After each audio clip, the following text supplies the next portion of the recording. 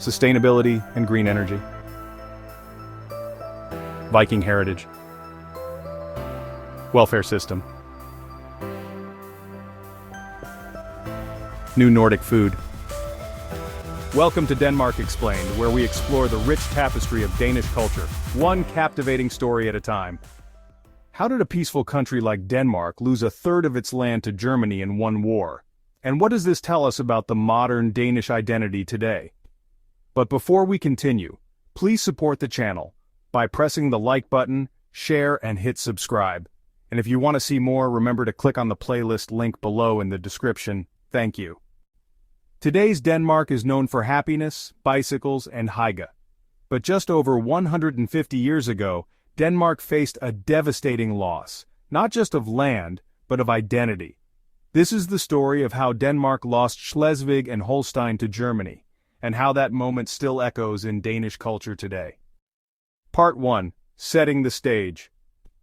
What were Schleswig and Holstein?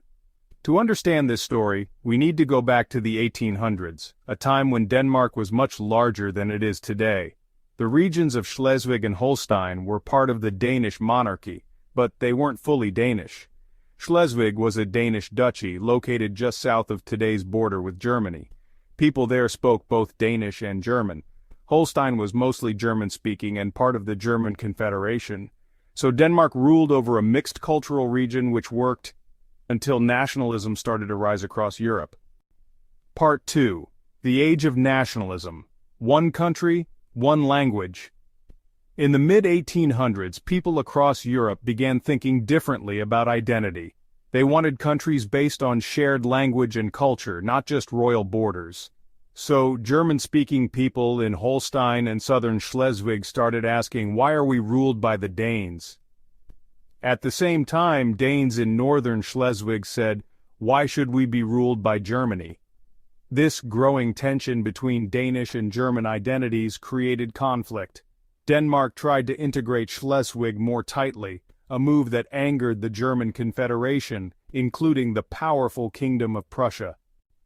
Alright, so in 1864, Denmark passed a constitution that tried to unite Denmark and Schleswig under one rule, but, Holstein and the German Confederation, especially Austria and Prussia, saw this as a violation of previous treaties. Not long after, the Second Schleswig War broke out. Denmark fought bravely, but honestly it was a small country up against two of the strongest powers in Europe. The war lasted just a few months, and by the end, Denmark lost.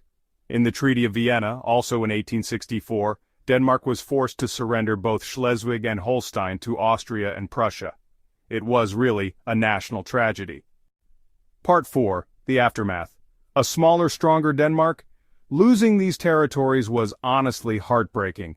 Denmark lost about 40% of its land and, well, a significant part of its population. But instead of collapsing, Denmark turned inward and began to rebuild itself. The loss pushed the Danes to invest in education, focus on agriculture and cooperatives, and really strengthen their national identity. Many historians now say that losing Schleswig and Holstein actually helped Denmark focus on what it could do best, becoming one of the most stable, democratic, and prosperous countries in Europe. And in 1920, after World War I, a referendum allowed northern Schleswig to rejoin Denmark, bringing some sense of closure to the loss. Part 5. Why this still matters today. So, this story explains a lot about Denmark's modern values.